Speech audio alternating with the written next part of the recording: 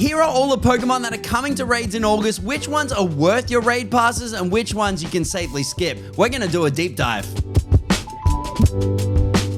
In this video, we're going to be looking at everything that's coming to 5-star battles and 4-star battles throughout August, including each of the Pokemon's best movesets and whether they're actually worth grinding for. So let's get going. Starting with week 1, technically this was announced last month, but it does go into August, so we have to mention it. It's regular Kyurem running from the 29th of July until the 4th of August. Now, is Kyurem on its own any good? We know that the fusions are absolutely fantastic. Well, on its own, I believe it has some kind of play in PvP, but like I always say, this is a PvE channel, so we do focus on PvE only over here. But I've heard that regular Kyurem is pretty good in PvP. If you're a PvP expert, let me know in the comments. Help share the wealth of knowledge around PvP with everyone here. But in terms of PvE, best moveset, Dragon Breath and Glaciate. Glaciate is obviously that move that you want on Kyurem. That does 15.32 DPS, or a pretty decent total damage output of 342.66. It's 16th best in the Ice type category, so it's anything over 10 to me. Like, if anything is in, best in its category and it sits over 10, I don't want it. Well, I want it. You want it in the decks, but will I actually use it? No. It's a solid Pokemon, but really not that essential. But if you can get yourself a hundo, you kind of just like keep it until the fusions come back and you can use the energy on that. But maybe you already have a lot of leftover fusion energy from the Road of Legends event that did feature both White Kyurem and Black Kyurem. Remember, White Kyurem is the #1 in the Ice type category, and Black Kyurem is pretty close to that, but White Kyurem is definitely the best because it is the only one that has an Ice type fast move out of the two, whereas Black Kyurem has a Dragon type move. But I think if you don't have a really strong Ice type team, this isn't bad, but there's just so many better ones as part of that. So I would think aim for a hundo for this one, and then you're kind of done. In 4-star battles, we have Mega Aggron. Now, the best moveset for this one is Iron Tail and Meteor Beam. That does 13.32 DPS. Pretty decent total damage output, though, of 399.41. This is the 17th best in the Steel type category, which, like I said, if it's over 10, then kind of like, why bother? I mean, there's just far better Steel type Pokemon out there, but if you don't have this in your decks, the shiny looks pretty good, so I wouldn't say skip. I'd get one and then forget. Then in week number 2, which runs from the 5th to the 11th of August, we have the Lake Trio returning. So we've got Uxie, Mesprit, and Azelf. Now, these are going to come to their regular regions. There's nothing crazy about their placement here, and there's really nothing crazy about their damage output either. If I'm real, and you guys really love my hot takes, I know, I don't care about the Lake Trio. Like, I don't understand why people are like, they love the Lake Trio. Why? Tell me in the comments why you like the Lake Trio so much. I mean, they look pretty cool, but that's kind of it. I mean, if we look at Uxie, Confusion and Future Sight does 8.64 DPS. Total damage output is bad too, 223.6. This is an F tier. It's the 139th best in the Psychic type category. You want to get hyped about that? Well, let's look at Mesprit. We have Confusion and Future Sight. It makes Uxie look even worse, but it doesn't mean it's good. That's 11.3 DPS, 245.15 total damage output. That's a 73rd in the best. 73rd best Psychic type attacker. And then we got Azelf using Confusion and Future Sight, 13.53 DPS, 203.91 total damage output. 58th best in the Psychic. None of these are good for raids. Is it that people are nostalgic for when these appeared in the games? Because every time I see them in the mainline games, I'm like, cool. Every time I see them in Pokemon Go, I'm like, it's kind of like the reverse of that meme where the lady's like, or yeah, that's my best version of that. These are just Dex completionists. I think if you don't have the shiny for these, maybe you want to do them, but if you want anything useful, then absolute snooze on that one. In the 4-star battles, though, this is the good one. Mega Blaziken. Mega Blaziken is absolutely incredible. Now, I will tell you what the stats on Mega Blaziken is, but it is worth noting that the stats on this, or like where it sits in the tier list, is often disputed. So it's either considered, you know, somewhere in the top 3, but Mega Charizard Y is kind of like pushing that around a fair bit. But if we just look at what it does, regardless of where it sits in that top 3, using Fire Spin and Blast Burn, remember Blast Burn is its signature move, which you can get this week as part of this 10th anniversary Ultra Unlock. So if you get a Torchic, evolve it all the way through, it'll put Blast Burn on your Torchic, on your Blaziken, so you're ready to go with this Mega Evolution. If you do Fire Spin and Blast Burn, 20.12 DPS, or a pretty decent total damage output of 351.7. Now, this is the 3rd best, but like I said, it sits somewhere in the 1 to 3. Everyone agrees it is a top 3 fire type, but it's also pretty good as a fighting type too. If you use Counter and Aura Sphere, 21.71 DPS, so slightly better than its fire variant, and that pulls in 379.7 total damage output. So it's good as a fighting type too. A lot of people think that this is just fire only. It is pretty good as a fighting type as well. So I think this is the raid of the week for this. I think it being a dual type Mega actually makes it pretty exciting. Plus, I think it looks pretty cool too. So I would ignore the legendaries if you're looking for power, and I'd focus on Mega Blaziken. If you're looking for a cool looking shiny though, maybe you do want to look at the Lake Trio. Then in week 3, which runs from the 12th to the 18th of August, we have Groudon returning to 5-star raids. Oh man, like I love Groudon. Like it's one of my top 5 Pokemon, but I'm sick of seeing it. Get it out of here. Like, anyway, it's great as a primal, obviously, but how good is it on its own? Well, using Mudshot and Precipice Blades, 15.03 DPS, or a good total damage output of 372.7. It is the 9th best in the ground type category. Remember, if you are sitting on a lot of energy from the Road of Legends event, then this boosts it into number 1. So if you primal your Mega Groudon, you're going to take this from the 9th best all the way through to the absolute best in its category. So I would think Groudon is more about getting a second chance at getting, you know, a hundo or, you know, a weather boost or something like that that'll cheapen your upgrade cost there as well. So it's really easy to get a weather boost on this too, because it's weather boost in sunny weather, which I feel like maybe it's just Australia. I feel like that is one of the most common ways to weather boost a Pokemon. So you might already have that. Remember, Precipice Blades is one of the best moves in the entire game, but it is a legacy move. So you either need an Elite Charge TM to get it or catch a Groudon during an event. This Groudon will not come with it, but this Groudon has a fantastic looking shiny, both in regular and in primal. So I'm absolutely here for that. In 4-star battles, we have Mega Garchomp, which is no slouch either. This is a great looking week. Mega Garchomp, best moveset, Dragon Tail and Breaking Swipe. That does 20.42 DPS or 570.74 total damage output. This is the number 4 in the Dragon type category. If you want to play a better version of Garchomp, it's actually better as a ground type Pokemon, and I do feel like I use this more often as a ground type Pokemon, using Mudshot and Earth Power, 17.85 DPS or a total damage output of 498.9. That is the 2nd best in the ground type category. Now, even though I do use it as a ground type Pokemon a lot, generally Primal Groudon is technically better in every way. And if you're only able to have either one Primal or one Mega, you're always going to go with Primal Groudon. But if for some reason you don't have Primal Groudon, this is a great Pokemon. I think it looks cool. Sometimes I just like using it because even though, like I said, I love Primal Groudon, I think it's just cool. Like, this is a cool looking Pokemon. I think the shiny looks pretty cool. This is the strongest week for rating if you want like raw value in terms of getting something that's really powerful and powering it up. So absolutely, don't miss this week. Then in week 4, things get really, really interesting. Running from the 19th to the 25th of August, we have Lunala, which is a boring Pokemon, cool design, but a shiny debut, finally, yes. I mean, we kind of predicted that this was gonna happen because shiny Solgaleo came last month, as in this month. It actually kicked off today, the day that I'm doing the video. Got the shiny on the first day. Shiny looks absolutely incredible, and it's no different for Lunala's shiny. This is a great looking shiny.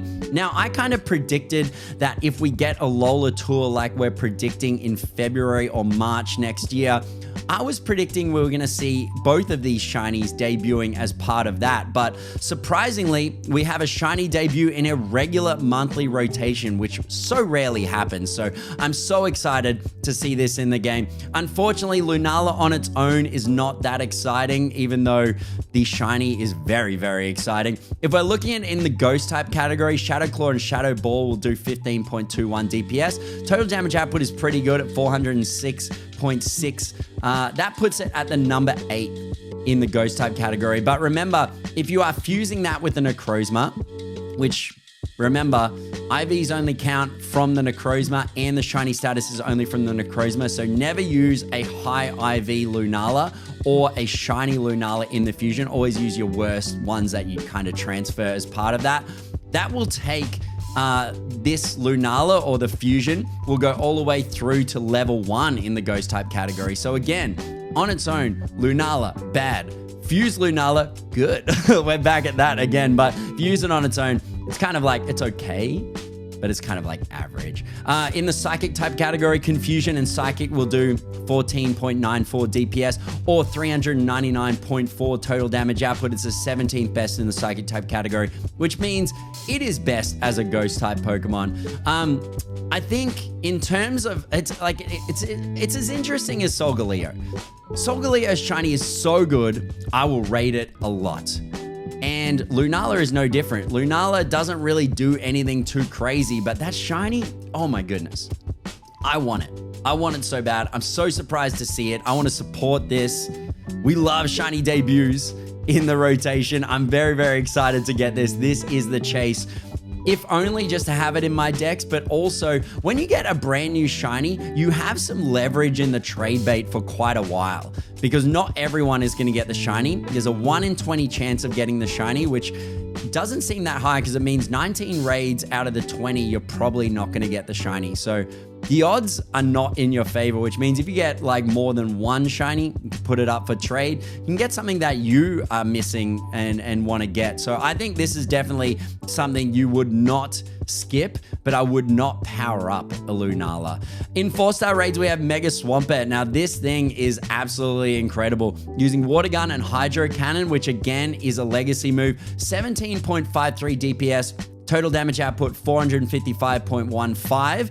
It is S tier. It is the number 2 water type Pokemon, just behind Primal Koga, which is the number 1 in the water type category. So again, if you have Primal Koga, you probably wouldn't use Mega Swampert, but that doesn't mean that Mega Swampert is anything to sneeze at. Great looking shiny, great Pokemon, super strong. If you don't have Primal Koga, this thing is kind of like a budget variant of that. You'll probably get a lot of candy because again, during the Ultra Unlock, Mudkip is available. We're getting 9 candy per catch as part of that. You get the legacy move Hydro Cannon on the evolution all the way through. This thing, don't sneeze at this. We see it a lot though. To be fair, we do see it a lot. This week is all about getting the shiny Lunala though. That is the priority. Then in week 5, we have raids, I guess. 26th of August until the 8th of September. We have the Regi trio. We got Regi Rock, Reg Ice, and Regi Steel. All right, I'll play. Regi Rock, Rock Throw, Stone Edge. That does 9.53 DPS. Total damage output of 294.88. Are you kidding me? The shiny looks good, but under 10 DPS for a legendary? What are you talking about? Reg Ice using Lock On and Blizzard also does less than 10, 9.87 DPS, or a slightly better total damage output of 305.57. And then Regi Steel, which again has probably the best shiny of all of them, but using Metal Claw and Flash Cannon, it does the worst of all of them. 8.15 DPS or 233.66. All of them are so weak. What the hell? Low attack, low damage output. None of these are ever used in raids. It's really just dex completion, but I don't know. Like, are you guys going as crazy as seeing the Regis as I am? Like, I can't see him anymore. If anything, the good news about this is we can all take a break because I ain't doing this. I'm not doing it. when they were in the Dynamax, Dynamax battles, you'd kind of want a shiny Dynamax because you want it in the Pokedex. But again, it's kind of like useless there too. So anyway, take a break this week. But in 4-star raids, you probably take a break too. I mean, it's Mega Gyarados using Waterfall and Hydro Pump, 15.09 DPS, which kind of like doubles what any of those legendaries were doing in terms of DPS. 424.3 total damage output, but it's the 5th best in the water type category. The only reason you use this over a Primal Koga or a Mega Swampert or something like that is if you just love Mega Gyarados, which looks great. It looks like a big prawn. So I think that's kind of cool. If we look at it in the dark type category, it's not very useful. 14.23 DPS or 400 clean on the total damage output. Like I said, it's a reliable water and dark. You might want to use a Pokemon that you need to do an evolution requirement for. I think Kubfu from memory uses that. You'd have to check that, but it's been a while. Where's Kubfu? Bring Kubfu back to the game. Where's the Gigantamax Urshifu? Give it to us. I want it. This is a sleep week. Maybe there's something good coming this week that makes this week redundant, because this is probably one of the worst raid weeks I have seen in the game in quite some time. This is your sleep week. Then all month in Shadow Raids, we are getting Shadow Giratina from the 5th of August until the 8th of September. Now, this is the altered form version, which is the version that I'm most familiar with. I love playing this in the mainline games. Dragon Breath and Shadow Force does 14.23 DPS, 396 total damage output. It is a really strong ghost type attacker if you use an elite charge TM to get Shadow Force. Now, it won't come with Shadow Force. It'll obviously come with Frustration. You got to wait for the next event to roll that out. But when that happens, Shadow Force, pretty great move, great name too. But it's a pretty good Pokemon. I think it really depends how much you love Giratina, but you imagine the Shadow with the shiny on this, like, that looked cool, right? I wonder if I've got that. But this is a really, really long window. And I think, let me get on my soapbox. You loved my IVs don't matter soapbox. Let me get on another soapbox right now and say, don't purify your Pokemon. Don't do it. Don't do it. Because I told you IVs don't matter last week. So if you have a Pokemon that you have purified into a hundo, yeah, technically it's hundo, but have you ever shown anyone a purified hundo and they go, wow? Have you ever shown someone just a raw hundo and they go, wow? Those wows are different. People are so much more wowed when you get an organic hundo than a purified one, because a purified one has so many different possibilities on how to get it to a hundo. It's kind of like if you go 10-pin bowling and you like bowl an 80 or something and you just go like, I'm going to give myself 20 extra points. But also 20 extra... I'm getting worked up. Because don't forget, Shadow Pokemon, especially a Shadow Pokemon like this that has a really high total damage output as part of it. Remember, 20% more damage because of the Shadow, but it also takes 20% more damage. Now, with a bulky Pokemon like Shadow Giratina, having a high total damage output means that 20% penalty on the damage it takes, it can absorb it because it already has a really high level of bulk. So you're better off having the 20% on top of the DPS rather than making it, increasing the IVs, because IVs barely move the meter at all in total damage output. But 20% on top of that, that's like 4 to 5 times more than what you'll get out of improving its IVs up to a hundo. Probably even more. Like, it's crazy. Keep it Shadow.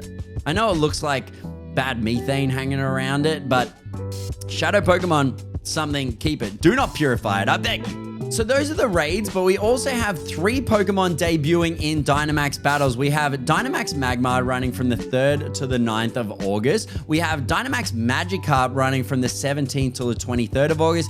And we have Dynamax Hitmontop running from the 24th to the 30th of August. Now, Magmar, Fire type, you already have Gigantamax Cinderace, you already have Gigantamax Charizard. If you have either of those, there is no reason to have a Dynamax Magmar, because both of those Pokemon absolutely just leave this thing in the dust. If you don't have either of those Gigantamax, maybe Magmar will be good if you evolve it all the way through, but as it stands, it'll be a great looking shiny Dynamax, but other than that, no. Dynamax Magikarp, now we already have Gigantamax Inteleon. Mr. Leon will see you now. We already have some really great water type Pokemon. I can't imagine Dynamax Gyarados will really do too much, but I think it'll look really, really cool.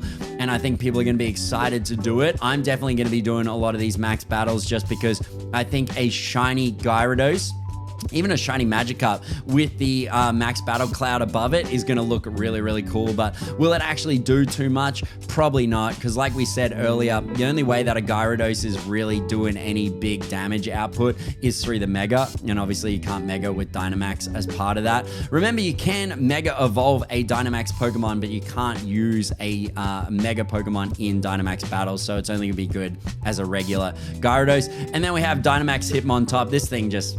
there's... Look, we'll have to see what happens, right? But I would never invest in a Hitmontop. I don't even think the shiny's going to look that great in this. That's probably my least excited of these in terms of hype for these new ones. Definitely Dynamax Magikarp is, I think, going to look the best. Then Dynamax Magmar.